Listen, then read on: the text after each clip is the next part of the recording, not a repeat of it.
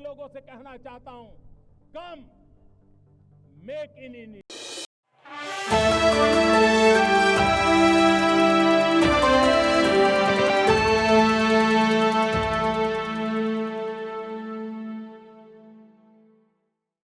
बहुत बहुत धन्यवाद माननीय अनिल बलूनी जी, जो अभी अभी उत्तराखंड से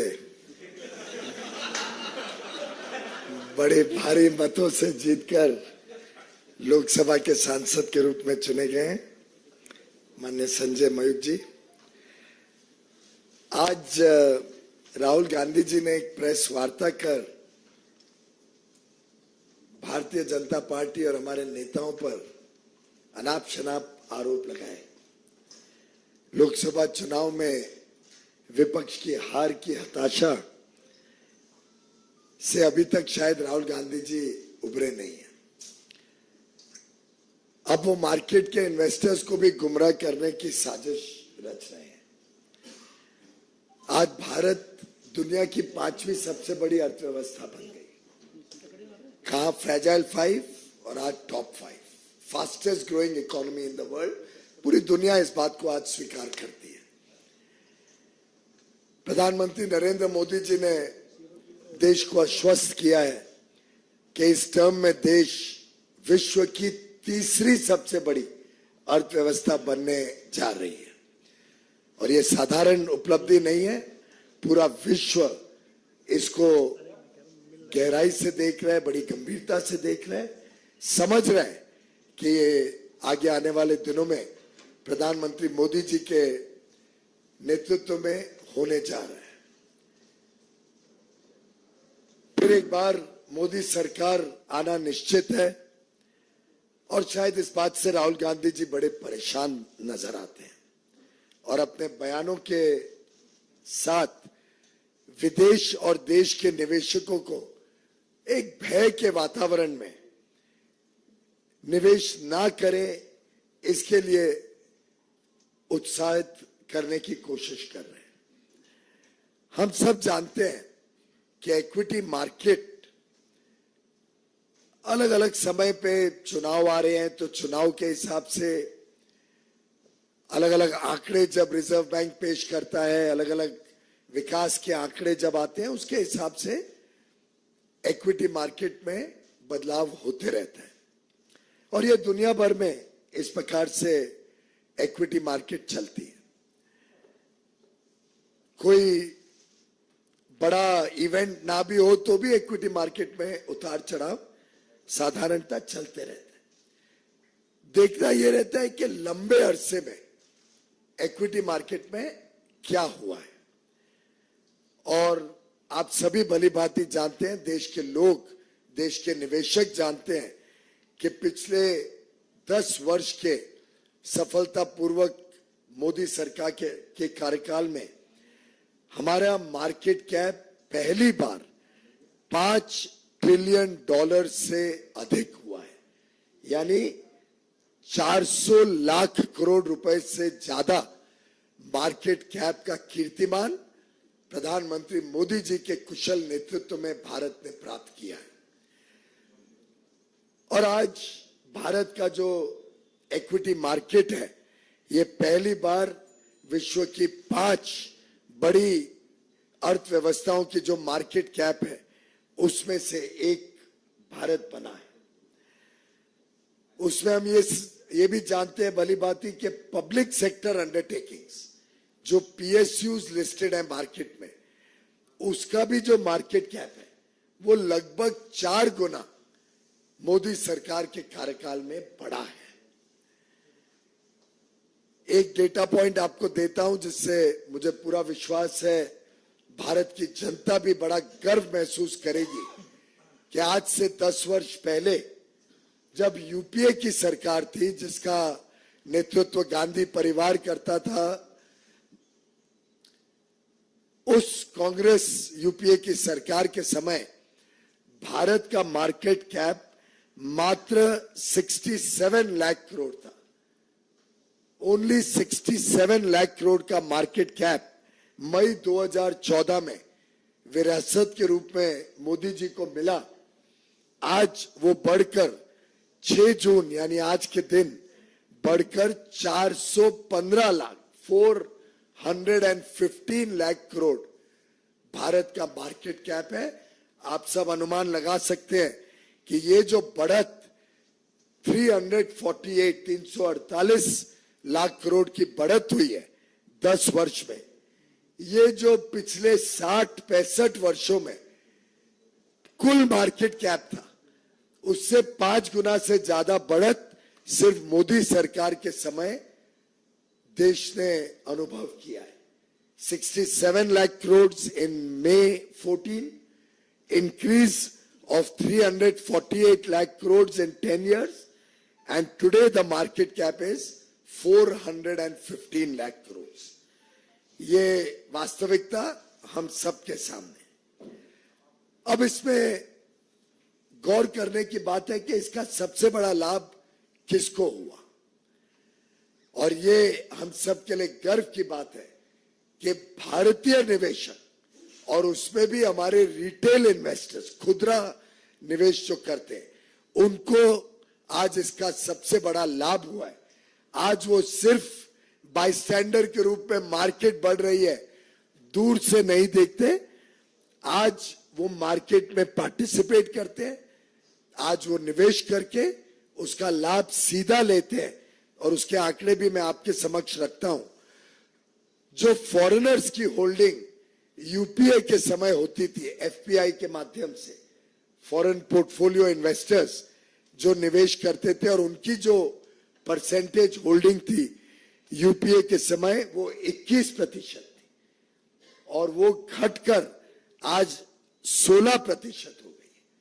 यानी फॉरेनर्स की इन्वेस्टमेंट कम हुई है और भारतीय निवेशकों की मालकियत भारत की स्टॉक मार्केट में 79% से बढ़कर आज 84% हो गई। 84% आज भारतीय निवेशक मार्केट में भारतीय मालकियत के साथ खड़े हैं। जो म्यूचुअल फंड इंडस्ट्री है, जिसके माध्यम से हम में से कई, खासतौर पे छोटे निवेशक अपना पैसा मार्केट में लगाते हैं, म्यूचुअल फंड इंडस्ट्री का साइज 2014 में मात्र 10 लाख करोड़ था। आज वो बढ़कर 5 गुना से भी अधिक हो गया है। 56 लाख करोड़ रुपया म्यूचुअल फंड के माध्यम से भारतीय निवेशक, विशेषकर छोटे निवेशक, आज मार्केट में ये बढ़ती हुई मार्केट का लाभ ले रहे हैं।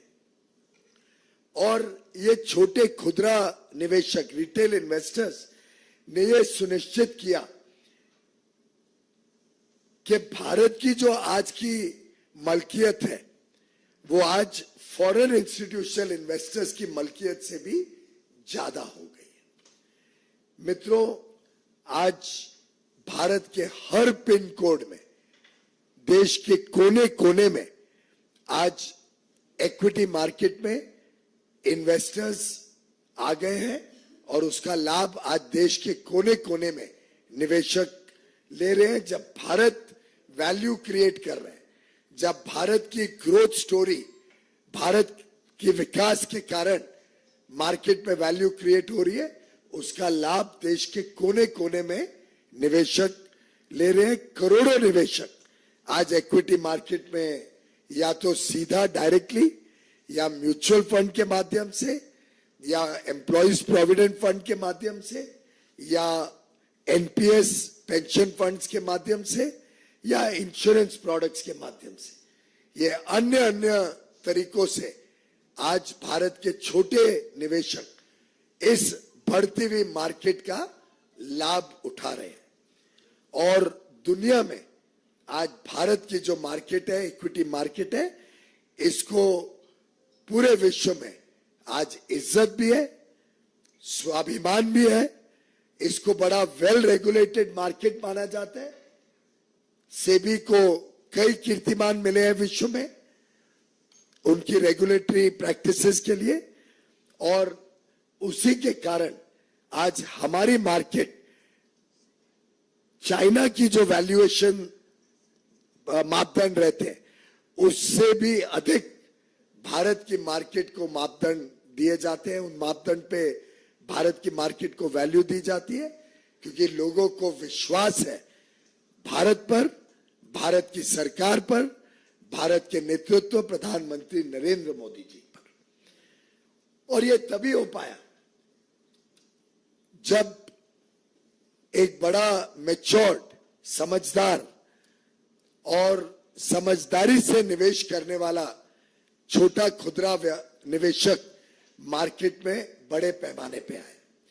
और देखिए मजेदार बात कि गत दिनों में, 4-5 दिनों में भारत के निवेशकों ने कैसे विदेशी निवेशकों से भी ज्यादा समझदारी बरती और उसका मार्केट का लाभ लिया।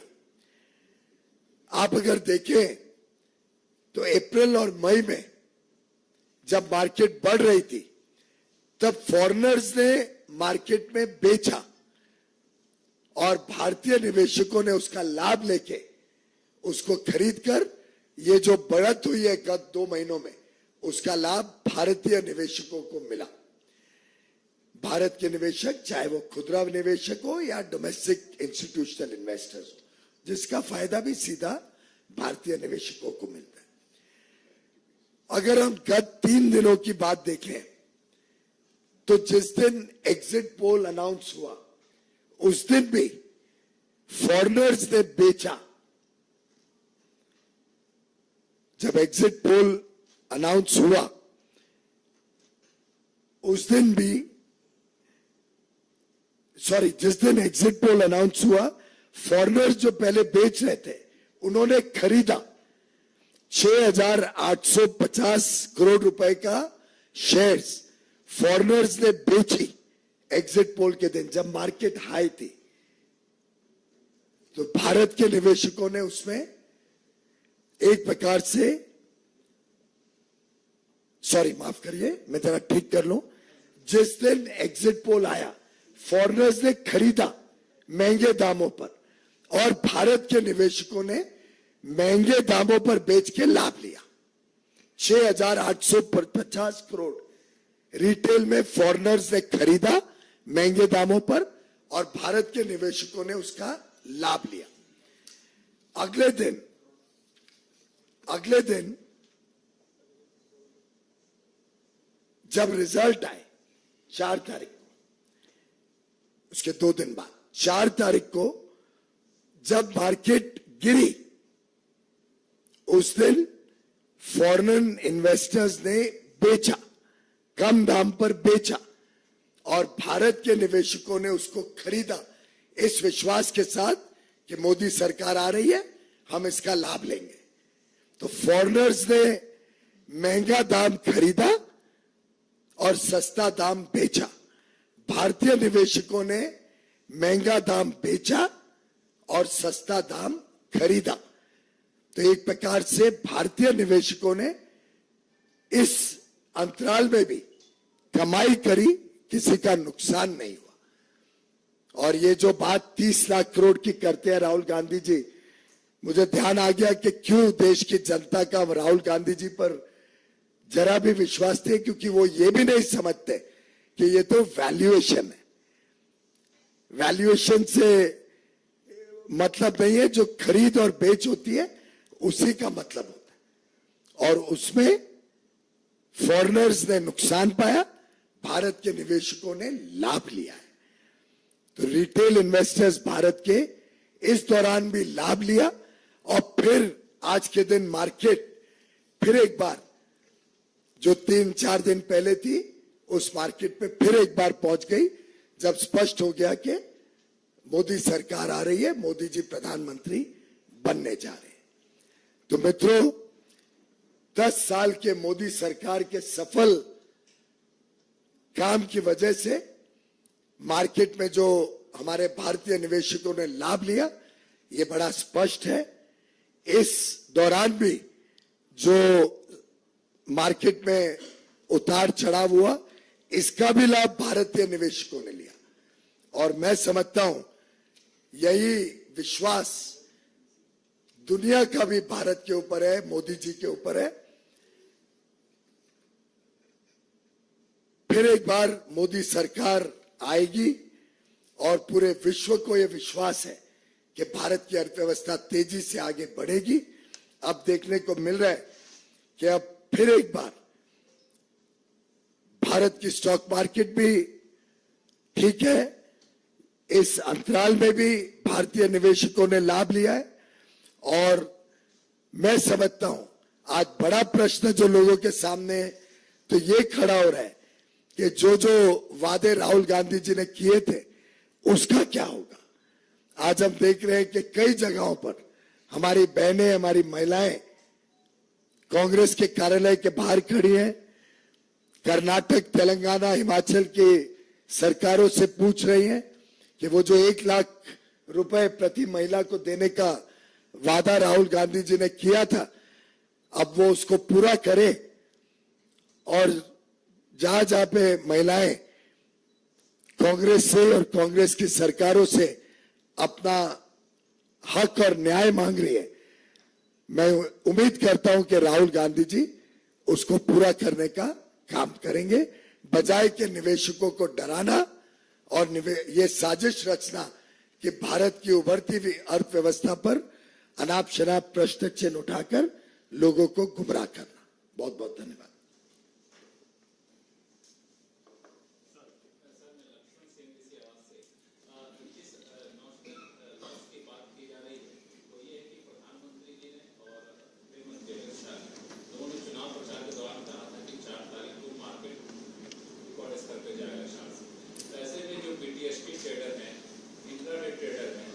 नुकसान की बात की जा रही है। एक सवाल ये है, दूसरा सवाल ये है कि क्या हम ऐसी व्यवस्था नहीं कर सकते सेबी इलेक्शन कमीशन से मिलकर कि फ्राइडे से लेकर संडे के बीच में एग्जिट पोल का आना और फाइनल रिजल्ट का आना आ जाता है कि मार्केट मैनिपुलेशन ना हो सके। पहली बात, जहां तक पहला सवाल है, इसके आंकड़े दर्शाते हैं कि जो भी नोशनल लॉस की बात हो रही है वो तो वैल्यूएशन में है। और जहां तक ट्रेडिंग का सवाल है, ट्रेडिंग में भारतीय निवेशक तो ज्यादा स्मार्ट निकले और उन्होंने वो लॉस नहीं किया। लॉन्ग टर्म इन्वेस्टर्स रहते हैं और लॉन्ग टर्म इन्वेस्टर्स बड़ी समझदारी से अपना काम करते हैं।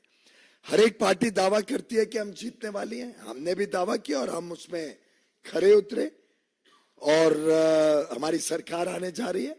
तो माननीय प्रधानमंत्री या गृह मंत्री जी ने जो दावा किया था वो ये दावा किया था कि हमारी सरकार आने जा रही है और आई है और उसके हिसाब से हम खरे उतरे। राहुल गांधी जी भी दावा करते थे, उन्होंने भी उस दिन कहा कि उनकी 295 सीटें आने वाली हैं।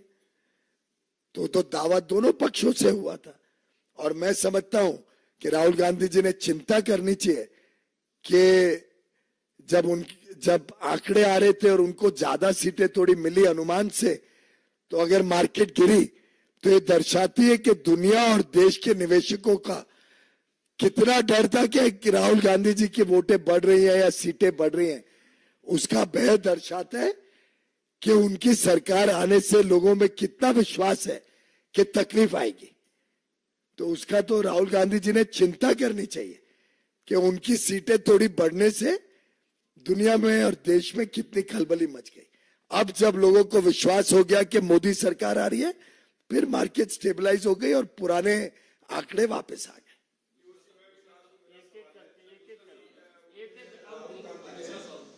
राहुल गांधी ने ये कहा है कि ये सबसे बड़ा अब तक का स्कैम है और उन्होंने जेपीसी की मांग करता है। वो तो कई सारी बातें उन्होंने कई बार कही हैं जो बेबुनियाद रहती है। और मैंने अभी आंकड़ों के साथ आपको बताया कि ना तो कोई उस प्रकार का लॉस है और स्टॉक मार्केट इंट्रिंसिकली उसका स्वरूप ही ऐसा है कि उसमें उतार चढ़ाव स्वाभाविक रूप से होता है और इस उतार चढ़ाव का लाभ भी खुदरा व्यापारी में खुदरा निवेश में भारतीय निवेशकों को ही हुआ है। बेबुनियाद है, उसमें तो कोई मतलब नहीं।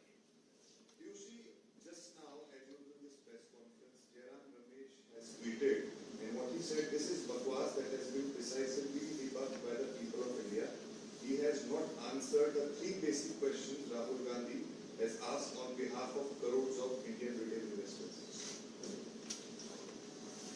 I have answered all the questions. Jairam Ramesh ji ने सुनी नहीं होगी या तो बात। आप में से कोई बताइए कोई विषय है जिसमें मैंने अभी तक आपको जवाब नहीं दिया हो? श्री राहुल गांधी ने पीएम का और एचएम का नाम लेके ये कहा था कि इन लोगों ने कहा था कि आप इन्वेस्टर्स जो हैं आपको शेयर्स दे दीजिए। उन्होंने ये दावा लिया था कि भारतीय जनता पार्टी की सरकार, एनडीए की सरकार फिर एक बार आ रही है और हमारा आत्मविश्वास है कि हमारी सरकार ने जो 10 वर्षों में, अभी अभी मैंने आंकड़ों के साथ बताया कि 67 लाख करोड़ से बढ़कर आज मार्केट कैप 415 लाख करोड़ हो गई है। तो निवेशकों ने लाभ लिया ही है हमारे काम का। तो स्वाभाविक है कि अगर हमारी सरकार तीसरी टर्म में आएगी, भारत आज विश्व की सबसे तेज गति से बढ़ने वाली बड़ी अर्थव्यवस्था है, आगे भी रहेगी। हमने ये दावा दिया है और बड़े कॉन्फिडेंस से हम कह रहे हैं कि हम विश्व की तीसरी सबसे बड़ी अर्थव्यवस्था बनेंगे। तो स्वाभाविक है कि निवेशक उसका लाभ लेंगे।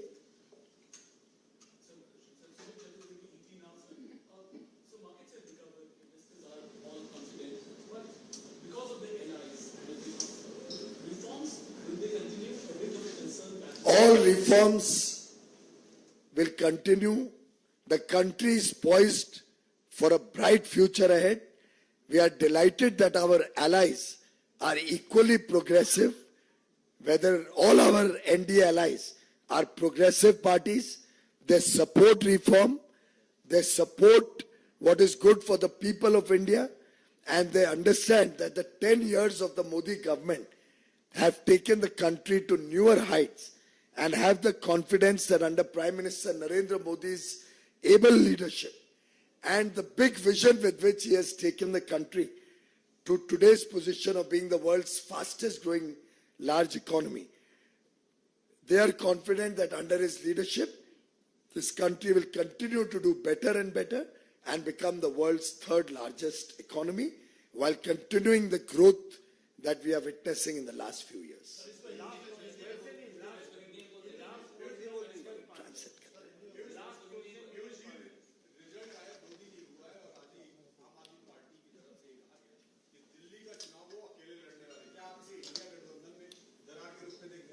आज का विषय वो नहीं है, लेकिन हमने बहुत पहले से रखा है, अपना स्पष्ट मत रखा है कि इंडिया अलायंस एक मात्र सीट एडजस्टमेंट बन के रह गए।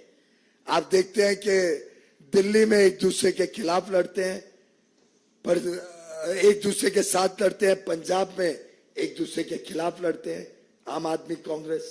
वैसे ही कांग्रेस और लेफ्ट पार्टीज केरल में एक दूसरे के खिलाफ लड़ते हैं और फिर एक मित्रता और दोस्ती का ढोंग दिखाते हैं लोगों के सामने। तो ये एक एडजस्टमेंट, सीट एडजस्टमेंट रह गया और भ्रष्टाचारियों का समूह एक दूसरे को बचाने के लिए उभर के आए।